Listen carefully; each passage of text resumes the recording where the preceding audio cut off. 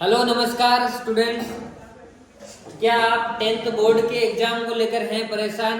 क्या आपके भी माइंड पर परीक्षा का भूत सवार है? अगर आप 10th बोर्ड के परीक्षा भूत से हैं परेशान तो मैं आपके लिए लेकर आया हूं वो इम्पोर्टेंट क्वेश्चन जो आपकी मदद करेंगे आपके अच्छे परसेंटेज बनाने में। तो चलिए देखते हैं। आज बात करते हैं अपन माध्य, माध्यक और बहुलक।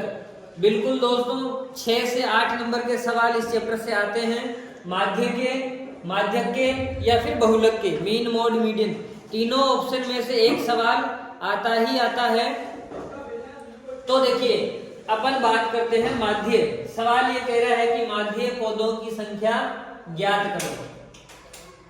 पौधों की संख्या का आपको वर्ग दिया हुआ है 0 से 2, 2 से 4, 4 से 6, 6 से 8, 8 से 10, 10 से 12, 12 से 14। ये आपका ग्रुप है। और घरों की संख्या आपको दी हुई है कि 0 से 2 घर में एक और 2 से 4 जो पौधे हैं वो 2 घरों में, इस प्रकार से पौधे लगाए गए। तो दोस्तों अगर ये वीडियो आपके लिए हेल्पफुल है, यूजफुल है, तो आप अपने दोस्तों के साथ भी इसको शेयर करिए ताकि उनको भी इसका फायदा मिल सके। चलिए शुरुआत करते हैं कि किस तरह से इसको हल करेंगे। हमें ज्ञात करना है माध्य। तो माध्य का दोस्तों क्या सूत्र होता है कि माध्य, जिसे समांतर माध्य भी कहते हैं, इसका नोटेशन x बार होता है। तो x बार बराबर क्या बनता है, सिग्मा fi इंटू xi बटा सिग्मा fi। तो दोस्तों देखिए अपने को जरूरत पड़ेगी इस फॉर्मूले की सहायता से माध्य ज्ञात करने के लिए, एक तो fx की और एक f की। तो अपन एक टेबल बना लेते हैं। इधर मैं टेबल बना लेता हूं, फिर यहाँ अपन उसको सॉल्व कर लेंगे। तो देखिए टेबल कैसे बनेगी। ये जो टेबल है इसमें 2 कॉलम है, आपको 4 कॉलम की टेबल बनानी। कितने कॉलम की? 4 कॉलम की। तो क्या क्या बनेगा 4 कॉलम में, सुनिए। पहले वाले कॉलम को जो पौधों की संख्या दे रखी है इसको आपको हूबहू ऐसे ही लिखना कि पौधों की संख्या, पौधों की संख्या। फिर दूसरा कॉलम इसी का बन जाएगा जिसका नाम रखेंगे xi, ठीक है। फिर अगला कॉलम बनेगा घरों की संख्या का, तो इसे आप लिखोगे घरों की संख्या, और इसे आप शॉर्ट में लिखोगे fi, क्योंकि ये बारंबारता होती है फ्रीक्वेंसी, तो इसको लिखोगे fi।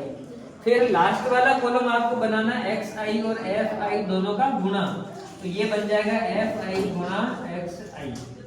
तो चारों कॉलम की टेबल तैयार है। अब क्या करना आपने को, इन मान को यहाँ रखने हैं।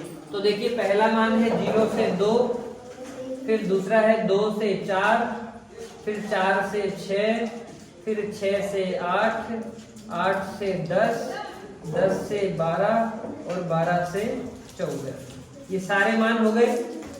अब xi क्या बनता है? xi क्या होता है दोस्तों कि जो ग्रुप है उसकी निम्नतम सीमा प्लस उच्चतम सीमा, दोनों सीमाओं को जोड़कर 2 से भाग दे देते हैं, यानी कि इनके बीच का अंतराल निकालना होता है।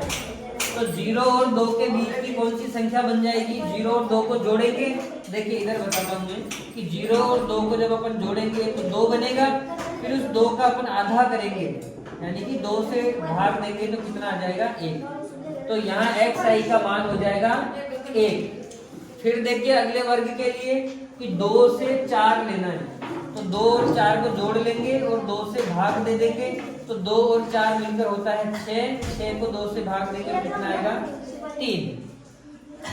तो देखिए स्टूडेंट्स, इस तरह से अगर अपन सभी को जोड़ जोड़ कर लिखेंगे तो काफी समय निकल जाएगा और बोर्ड के एग्जाम में समय बर्बाद करना घातक होता है। तो इसके लिए क्या ट्रिक अपन काम में लेंगे कि जैसे ग्रुप में देखिए 0 से 2, 2 से 4, 2 का अंतराल आपको दिखाई दे रहा है, बिल्कुल दे रहा है। तो यहाँ भी क्या करिए, 2 का अंतराल रख दीजिए। देखिए 1 के बाद में 3 आया, 2 का अंतराल आ रहा है, तो अगली स्टेप में भी आपको 2 का अंतराल कर देना। तो 3 के बाद में क्या आ जाएगा? 5, फिर 5 के बाद में आ जाएगा 7, 7 के बाद 9, 9 के बाद 11 और 11 के बाद 13। तो ये आपका जोड़ने का और 2 से भाग देने का सारा झंझट हो गया खत्म।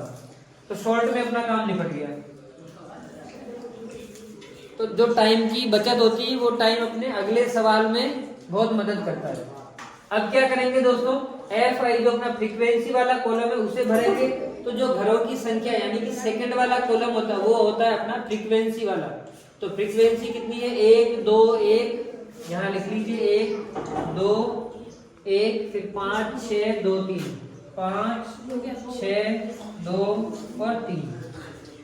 अब एफ आई एक्स आई कैसे बनेगा, दोनों को गुणा करना है, यानी कि एफ वाले कॉलम को और एक्स वाले कॉलम को, दोनों कॉलम को गुणा करके लिखना है। तो 1 को 1 से जब गुणा करते हैं तो 1 आता है, 3 को 2 से गुणा करते हैं तो 6, 5 को 1 से गुणा करेंगे 5, 7 को 5 से गुणा करेंगे 35, 9 को 6 से गुणा करेंगे तो 54, 11 को 2 से गुणा करेंगे तो 22 और 13 को 3 से गुणा करेंगे तो 39। इस तरह से ये आपका एफ वाला कॉलम भी दोस्तों तैयार हो जाता है। अब क्या करना है आपको, लास्ट में जो बारंबारता एफ वाला जो कॉलम है उसको आपको जोड़ करना है, पूरे को जोड़ना है। तो जोड़ने को गणितीय भाषा में लिखते हैं सिग्मा से। ये सिंबल किसका है, सिग्मा। सिग्मा का मतलब होता है पूरे कॉलम को जोड़ना। तो इस कॉलम का क्या नाम है, एफ है, तो ये बन जाएगा सिग्मा एफ आई।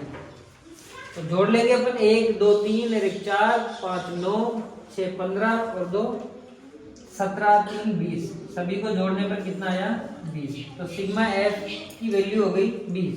इसी प्रकार से इस कॉलम को भी जोड़ लीजिए, इसका नाम हो जाएगा sigma F I x I. Sigma का मतलब क्या हुआ कि पूरे कॉलम का तुम्हें जोड़ करना है। तो 1 और 6 7 5 12 17 4 23 21 2 23 और 9, ये हो गया 32। 32 के 2 3 हासिल, 6 5 11 12 13 और 3 16, 162। तो देखिए दोस्तों, जो अपने माध्य के सूत्र में जो डेटा की जरूरत थी, सिग्मा एफ एक्स आ चुका है और सिग्मा एफ ये भी आ चुका है। अब सीधा इसमें वैल्यू रखेंगे और सॉल्व कर लेंगे। इनको हटा दूं मैं, तो देखिए वैल्यू यहाँ रख देंगे। सिग्मा एफ एक्स की वैल्यू कितनी आई, 162 रख देंगे। फिर इसके बटा में सिग्मा एफ आई की वैल्यू 20 है तो 20 रख देंगे। बस सिंपल सा, अब आपको कुछ नहीं करना, भाग देना है। तो 162 में 2 का भाग देंगे। तो देखिए मैं 2 से भाग दे देता हूँ, 0 को छोड़ देता हूँ अभी। तो 2 से भाग देंगे तो यहाँ पे 8 बार जाएगा, 8 दूनी 16, फिर यहाँ पे 1 बार जाएगा 8 एकम 8। अब देखिए मैंने 0 छोड़ा था, तो 0 का मतलब होता है 10, और 10 का जब भाग लगाएंगे तो क्या होता है, एक संख्या छोड़ के 10 बन जाता है। तो अपना फाइनल आंसर हो जाता है 8.1। तो यही दोस्तों तुम्हारा इस सवाल का क्या है, माध्य है 8.1। तो अगर ये वीडियो आपको पसंद आ रहा है, आपके लिए हेल्पफुल है, तो अपने दोस्तों के साथ इसको शेयर करिए और वीडियो को लाइक करिए। तो मिलते हैं अगली ऐसी ही एक और महत्वपूर्ण बोर्ड की क्लास के साथ। तब तक के लिए दोस्तों धन्यवाद।